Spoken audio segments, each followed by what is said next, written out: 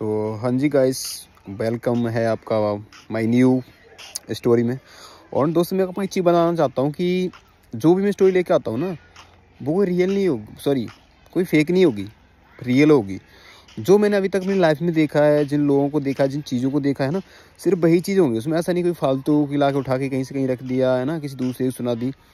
जो अब तक मेरी लाइफ में मेरे सामने हुआ है, मैं वही चीज़ आपको शेयर करता हूँ जो मेरे सामने लाइफ में अभी तक हुआ है, ताकि उन स्टोरियों को सुन करके लोग वो गलतियां ना करें। चाहे वो रिलेशन को लेकर के हों, चाहे वो फैमिली को लेकर के हों, चाहे वो बहन भाई को लेकर के हों, चाहे वो किसी भी अंडरस्टैंडिंग को लेकर के हों, तो वो गलतियां मैं आपको बस इसलिए बताना चाहता हूँ स्टोरी के थ्रू, ताकि वो गलतियां जो हो रही हैं लोगों के अंदर वो ना हो, है ना। तो हर बार मैं एक नई स्टोरी लेके आता हूँ, वो स्टोरी किसी दूसरे की नहीं लेके आता, मैं वही स्टोरी लेके आता हूँ जो मेरी लाइफ में अभी तक देखी है मैंने, है ना। अपने रिलेशन में, अपने आस पड़ोस में, बाकी नाम किसी का शेयर नहीं करूँगा, बाकी वही स्टोरी बताता हूँ जो मेरे सामने अभी तो हुआ है। और मैं चाहता हूँ कि जो मेरे सामने किसी के साथ हुआ है वो किसी और के साथ ना हो, है ना। तो मेरा मेन मोटिव यही रहेगा कि हर दिन एक नई स्टोरी आएगी और वो रियल स्टोरी होगी, है ना।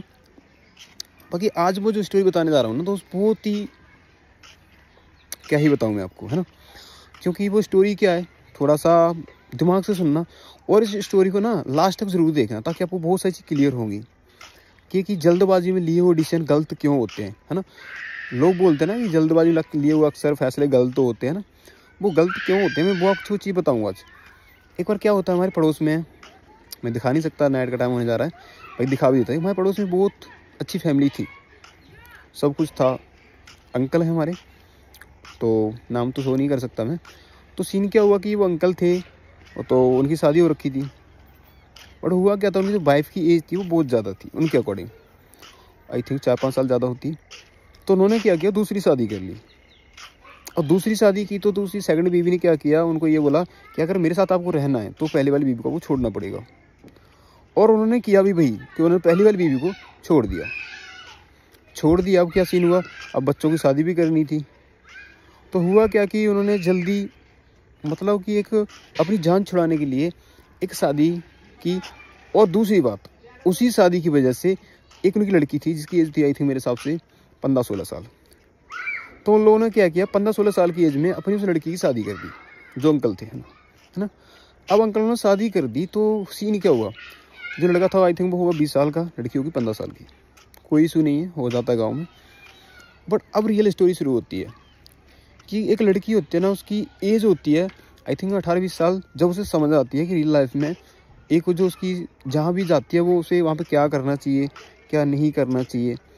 बाकी जो 15-16 साल की एज होती है वो एक इंसान के, लड़का हो लड़की हो, खेलने की होती है, भाग दौड़ करने, खेलने कूदने की, इंजॉय करनी होती है। बट उस टाइम में उसको रिलेशन में बांध दिया गया। तब तक उसे ये भी नहीं पता था रिलेशन होता क्या है ना। बिग मिस्टेक होती है मेरे हिसाब से इस एज में शादी करना। और शादी कर दी, कोई बात नहीं, सारा कुछ चल रहा था।